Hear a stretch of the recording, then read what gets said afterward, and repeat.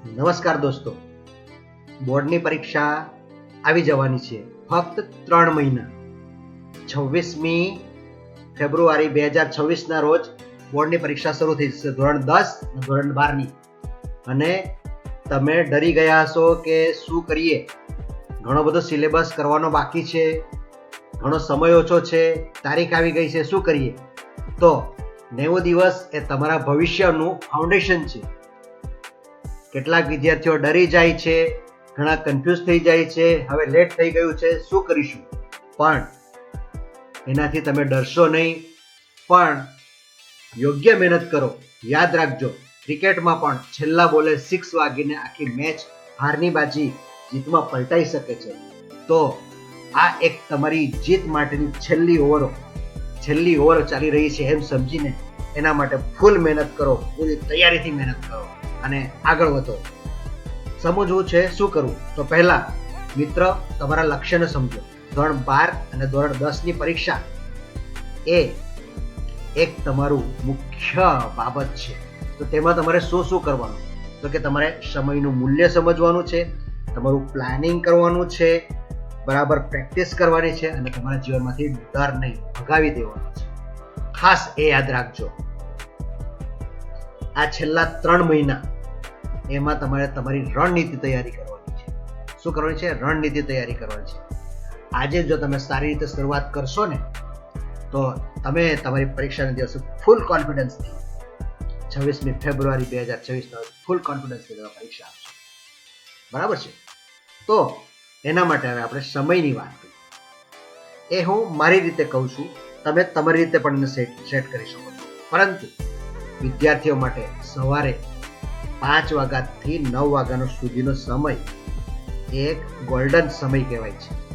એમાં એક તો શાંત સમય હોય છે, મગજ પણ તમારું શાંત હોય છે, ખાલી હોય છે, તાજું હોય છે અને 0 ડિસ્ટર્બન્સ હોય છે. ત્યારે કોઈ ડિસ્ટર્બન્સ કરતું નથી. તો આ એક સમય એક ઉત્તમ સમય છે.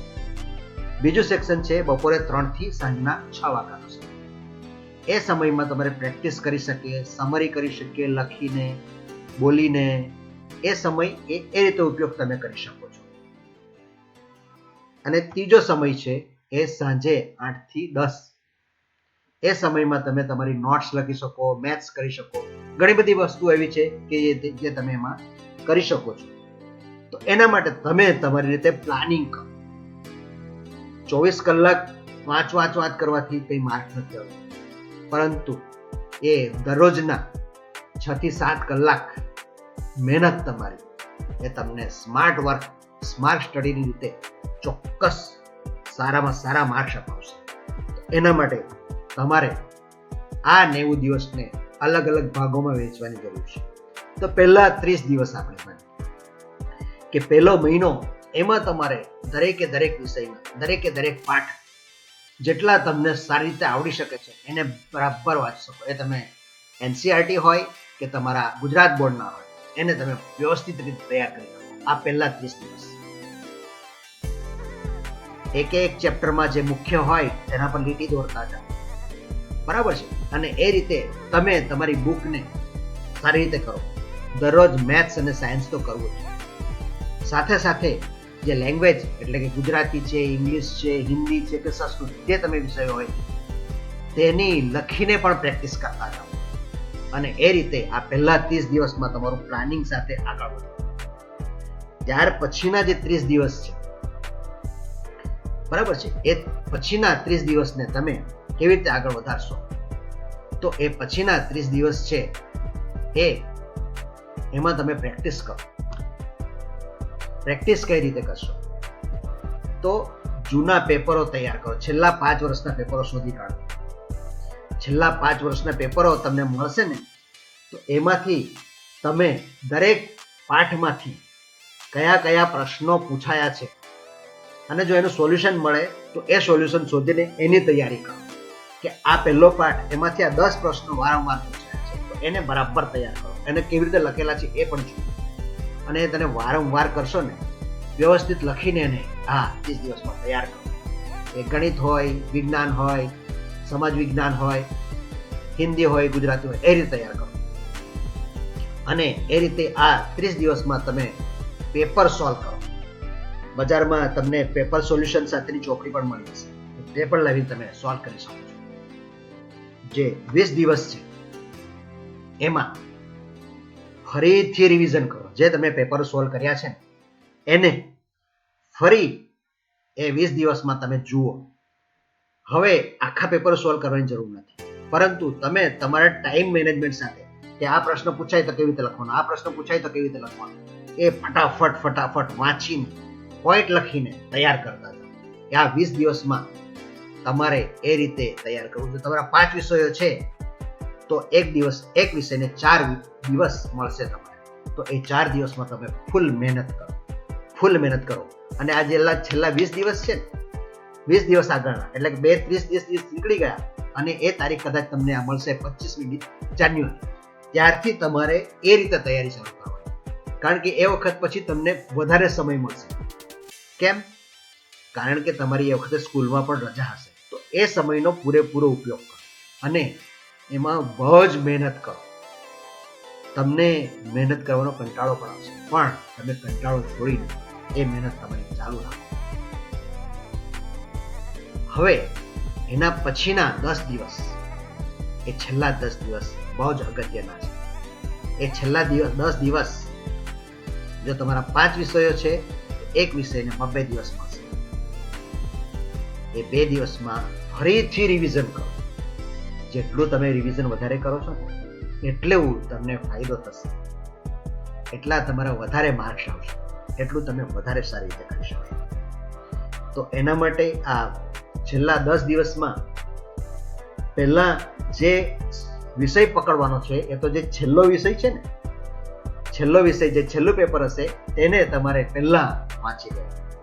પછી એમ ઉતરતા ક્રમમાં આવવાનું, એના પછીનો, એના પહેલાનો એવી રીતે. અને જે પહેલું પેપર આવે છે એને છેલ્લા 2 દિવસ આપવાના, એટલે છેલ્લા 2 દિવસ વાંચીને સીધું તમે પેપર લખવા જઈ શકો. એ રીતે તમે તમારી તૈયારીઓ કરો, સરસ તૈયારીઓ કરો, તમને ચોક્કસ એમાં ફાયદો થશે. આ રીતે જે મહિના પહેલાનું રિવિઝન, અઠવાડિયા પહેલા કે 10 દિવસ પહેલાનું રિવિઝન, અને ત્રીજું જે 24 કલાક પહેલાનું રિવિઝન, એ બધા જ રિવિઝન ઘણા જ અગત્યના છે. તમે પ્રેક્ટિસ કરો. પ્રેક્ટિસ માટે વાંચવાનું અને લખવાનું બંને રાખો. જેટલી લખીને પ્રેક્ટિસ કરશો તેટલું વધારે તમને યાદ રહેશે. તમે ફટાફટ પેપરમાં લખી શકશો. એમ કહેવાય છે કે એક વાર લખ્યા બરાબર 5 વાર વાંચ્યા બરાબર છે. એક વાર લખેલું એ 5 વાર વાંચ્યા બરાબર છે.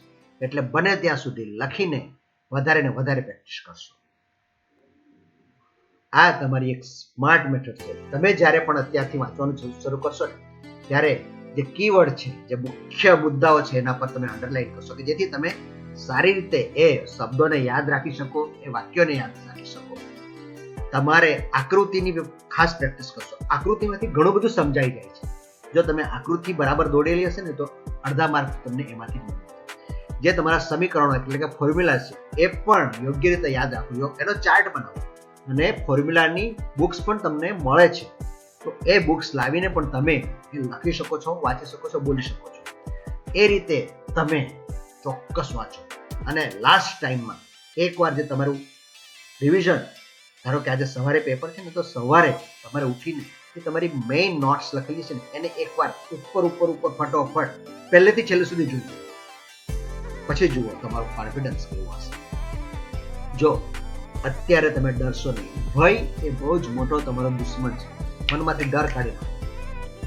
સિલેબસ પૂરો થશે કે નહીં, આટલો જ સિલેબસ થયો છે હજુ તો, મને યાદ રહેતું નથી, યાદ રહેશે કે નહીં, સમય ઓછો છે, થશે કે નહીં, એ બધું ભૂલી. તમારો કોન્ફિડન્સ એ તમારામાં મોટામાં મોટું હથિયાર છે. તમારો આત્મવિશ્વાસથી તમે એમાં આગળ વધો. જે વિદ્યાર્થી ડર્યા વગર પેપર લખવા બેસે છે ને એ અડધી જીત મેળવી જાય છે. બરાબર છે? એટલે એ ભયને તમે દૂર કરો, તમે આગળ વધો, ચોક્કસ આગળ વધો. તો મિત્રો, આ 3 મહિના ફક્ત અભ્યાસ માટેના નથી, પરંતુ તમારા ભવિષ્યના ઘડતર માટેના છે. એ ખાસ યાદ રાખજો. તમારે ક્યારેક એવું થશે, મન નહીં માને, આળસ થશે, થાક લાગશે, પણ ભૂલી જજો, આ 3 મહિના એ તમારા સપના પૂરા કરવાને માટે ચોક્કસ આગળ વધારશે. તો મિત્રો તમે આ 3 મહિનાને માટે લાગી જાઓ, મહેનત કરો, પુષ્કળ મહેનત કરો. અને બીજી એક વાત કરો, જો તમારે કેવી રીતે ટાઈમ ટેબલ બનાવવું છે, કોઈ સમયપત્રક, આ 3 મહિનાનું સમયપત્રક, કયા દિવસે કયો વિષય વાંચવો, કયા સમયોમાં વાંચવો, કેટલા ટાઈમ તમારે બ્રેક લેવો, એ બધાનું જો તમને પૂરેપૂરું ટાઈમ ટેબલ જોઈતું હોય, માહિતી જોઈતી હોય, તો તમે નીચે કોમેન્ટમાં time table, yes sir time table કરીને જો કોમેન્ટ કરશો તો તમારા માટે હું ચોક્કસ એનું ટાઈમ ટેબલ બનાવીને હું તમારા માટે આપીશ, કે જેથી તમે એ રીતના ટાઈમ સેટિંગ કરીને વાંચી શકો અને ઓછા ટાઈમમાં, તમારા આટલા જ ટાઈમમાં તમે વધારે ને વધારે મહેનત કરીને સફળ થઈ શકો. તો ચોક્કસથી તમે આ વિડીયોને જોશો. અત્યાર સુધી જો તમે વિડીયો જોયો છે તો ચોક્કસ તમે મહેનત કરશો. આજથી જ, કાલે નહીં, આજથી જ તમે એ મહેનત શરૂ કરો અને લાગી જાઓ અને તમારા ધ્યેયમાં, તમારા સપના પૂરા કરવામાં આગળ વધો. હિંમત હારશો નહીં, ડરશો નહીં અને આગળ વધો. આ વિડીયો તમને ગમ્યો હોય તો લાઈક કરશો, તમારા મિત્રોને ચોક્કસ શેર કરશો અને ચેનલને સબસ્ક્રાઇબ કરશો. ફરી બીજા વિડીયોમાં મળીશું. Thank you.